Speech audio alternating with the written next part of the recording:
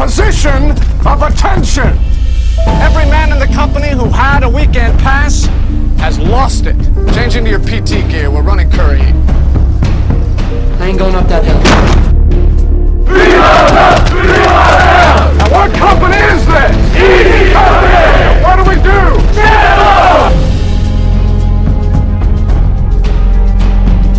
Christensen, why is there no water in your canteen? You will fill your canteen and repeat all 12 miles of the march immediately. Yes, sir. Fall out! I want to be in the airborne, sir. You have 50 minutes to the top and back, and I will be watching you. 3 miles up, 3 miles down. Hi-yo, Silver! It's Jump Week here at Camp Toccoa. To get things started, we have Andy and Caleb from Jive Radio. Welcome, guys. Tell us how Jive Radio got started. Well, my dad got me tickets to the Glenn Miller concert for January of 2024 or 2025. And after that, I was wondering, where could I listen to this on the radio? And there really wasn't any options to listen to it on the radio. So I decided that I could change that and I could make my own radio station. So I got with my dad and we started with a plan, and we discussed it, and we found where we could record the music and how to upload it to a radio station, and we found a good software to upload it to, and it does pretty much everything for us, because the internet radio stations pretty much have the same rules to a more official radio station. So the program we have now does all that for us, which makes it a lot easier. Awesome. Yeah, it's a lot easier. You still have royalties to be paid. And one thing that differs from internet radio versus a regular celestial AM, FM radio is that they restrict you on how many songs you can play from a particular album, how many times you can play that artist. So when we started, Caleb wanted to do, hey, let's do an hour show about Glenn Miller, the history of Glenn Miller, and play Glenn Miller music for that hour. And you couldn't do it because you could only play 3 songs from Glenn Miller, the artist, in say an hour's time. You can only play 2 songs from, and FM AM don't do that, because we always hear that we're having an 80s hour or whatever the case may be. So there's even greater restrictions on just internet radio based on how many times you can play that artist, how many times you can play that album, and other rules as well. Plus you have to worry about the playing the royalties and things like that. So we did about 6 months of research before we really launched, did a hard launch, and then the rest is history, if you will. Don't worry. We're editing this all together so you can say whatever. Yeah. It's edited because we can't go live here because the internet sucks. Exactly. So you started your Facebook, and it's pretty much exploded, 37,000 followers now. The radio station gets 7,000 to 10,000 listeners every month, and you're cooking. It's doing really well. It's growing. Where can people find you guys at? You can find us and learn how to listen, and all the ways to listen, on my website, gijiveradio.com. All right. And tell us about some of the the little interviews you do in between songs, and tell us how you came up with that. Well, me personally, I like history, and I thought it was a good idea to interview some important people from history and related to people who are prominent people in history. So, and then we have History in a Minute sometimes, where I record things that happened that week in history. It's just kind of something that I feel is cool for the radio station because I like history myself. Yeah, you do a good job at that, doing now it's time for another History in a Minute, and you'll do the research, and then record those every Sunday. All new material gets loaded up on Sunday, and you work hard with that. But we also have folks that send us things that they want to participate in the radio show, like Victory Journal. They'll send us 1 and 2 minute snippets of something that happened in history. And then you've got the Donuts with the Dollies. It's a podcast, and then they submit every single week. Normally they concentrate on the women of World War II and the significance of that. And so you've got folks that submit you every Saturday. They submit you things for you to load up on the show to make it a little interesting. Period correct commercials that you do and newscast. And then he can tell you about how he works hard at significant events like Pearl Harbor, D-Day, Victory in Europe Day, VE Day, VJ Day, and how he will come up with a special programming for those. You can tell him about that.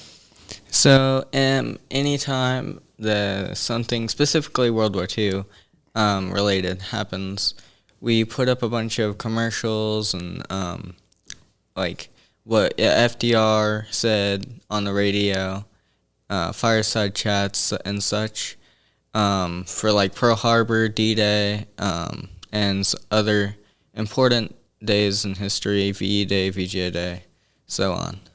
It's really cool because it's like you may be listening at that time.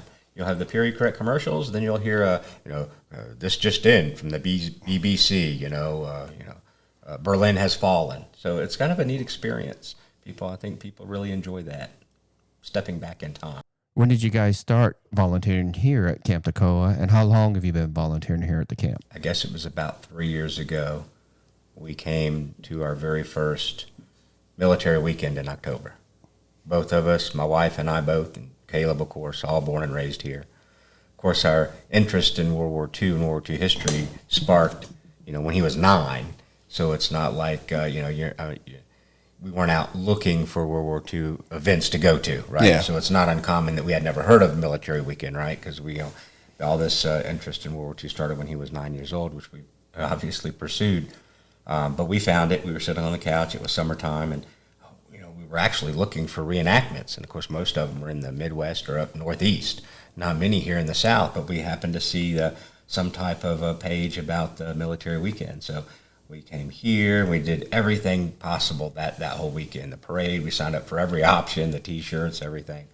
And then the next year, we toned that back a little bit because we're like, okay, been there, done that. Now we can kind of pick and choose what we want to do that weekend. And then we came back up here again, not related to any special weekend, I don't believe. And Caleb was like, hey, I could volunteer here. But it actually was very interesting. We were here. We were in the gift shop right here, and we heard some World War II era music.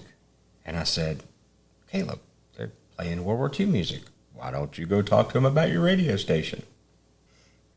And one day I was here, and I heard World War II music playing in the background in the gift shop. So I went up to Brad and Sally, and I mentioned it, and I mentioned I had a radio station. And by then, my radio station didn't have any ads, so it was a good idea to move to there because I think they were using YouTube, and they didn't have YouTube Premium, so they had ads in between. We have more specific ads, like ads for history and such, and then ads from the 40s. But ever since then, I started volunteering, and ever since then, we've had my radio station play in the gift shop here at Camp Toccoa.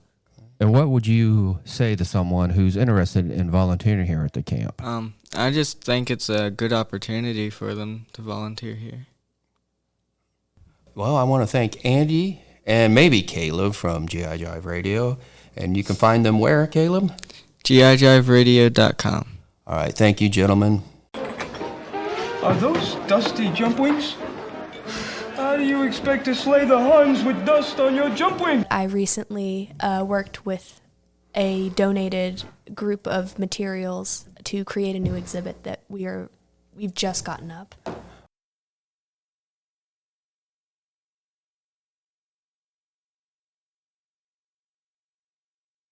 Yeah, so it was donated by the son of a woman who served in the Army Nurse Corps. So the focus of the exhibit is both on the Army Nurse Corps and women's history, as well as the woman who owned all the materials herself. Her name was Betty Jane Matheson. That is her maiden name, but that's more how I've gotten to get to know her, because she spent, I think, more time with that maiden name from the materials I went through than she did with her married name. And what did she do? I mean, she was a nurse. Was she overseas? Was she in the States? And from what I have gathered, which is, I had a brief conversation with her son, so I know she was a nurse for about over 50 years. But during her time in World War II, she was initially at a manufacturing plant and was a nurse there. And then I know that in 1944, if I'm remembering that correctly from one of the materials she kept, she joined the Army Nurse Corps. And from what I can tell from newspaper clippings that she kept in a scrapbook, she worked with veterans who came back with spinal cord injuries. So she had a few just about, I believe it's changed names now, but at the time it was Vaughan General Hospital, and about some of the men there. But she also kept a few on a man named George Nason, who was a veteran. He was injured by a German machine gun and came back paralyzed and ended up getting married to a woman from London. And she had about 3 clippings solely about his wedding. So from what I can gather, she worked a lot with the veterans who came back paralyzed or with other spinal cord injuries. oh, awesome. And how long did it take you to come up with how you were setting this up? I know you took a couple weeks and trying to figure it out. Yeah, it was a couple weeks of just conversation. And then as we got rolling, I spent about a week it was me and my computer and her documents, putting everything in a spreadsheet. Because a lot of what she kept in her better quality scrapbook, one of them unfortunately came to us a little bit damaged. We haven't been able to flip through without damaging it further, so we haven't. But one of her scrapbooks had a lot of loose materials, so I went through all the extra papers and then put all of the loose materials into the spreadsheet, and that took, I'd put it at 10 to 15 hours maybe. And then putting the actual exhibit together took 6, if that. We already knew our general plan.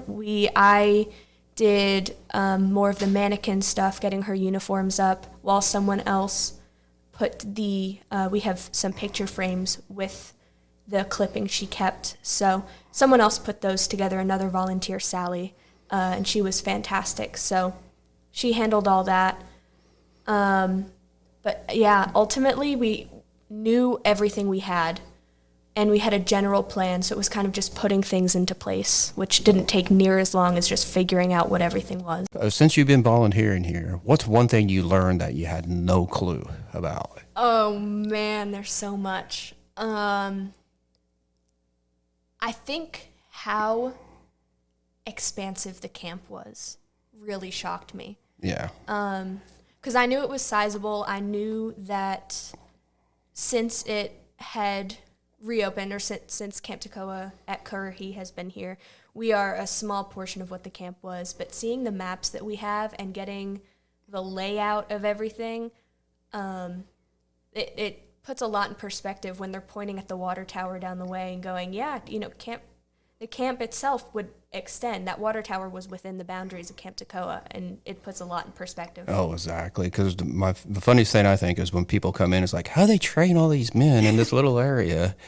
And the camp was huge. I forget how many exact acres. It's what? I want to say 278. Yeah, something like that. It was a huge camp. Yeah. Huge camp. And what would you tell someone who was interested in coming to Camp Toccoa and volunteering? Oh my gosh. First of all, do it. And I tell this to my friends, but if you are interested in World War II history or any history, get involved. Find something in your community, volunteer, do something. But for someone who wants to come to Camp Toccoa specifically, throw yourself all the way in, which sounds really daunting, but there's so much opportunity and so many cool things going on.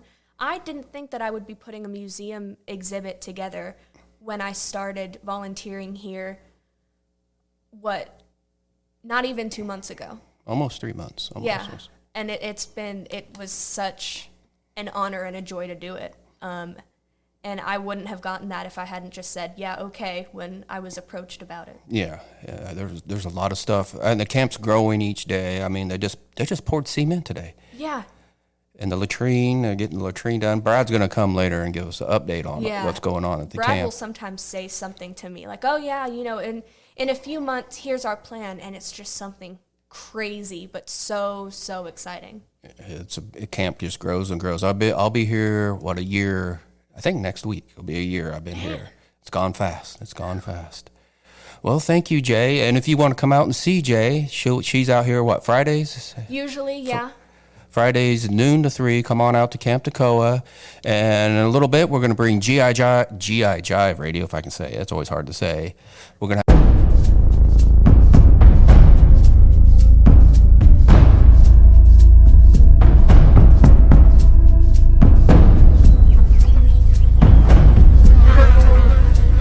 You people are at the position of attention. Every man in the company who had a weekend pass has lost it. Change into your PT gear. We're running curry. I ain't going up that hill. Now what company is this? ED Company! Now what do we do?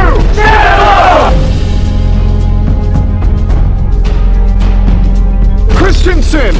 Why is there no water in your canteen? You will fill your canteen and repeat all 12 miles of the march immediately. Yes, sir. Fall out! I want to be in the airborne, sir. You have 50 minutes to the top and back, and I will be watching you. 3 miles up, 3 miles down.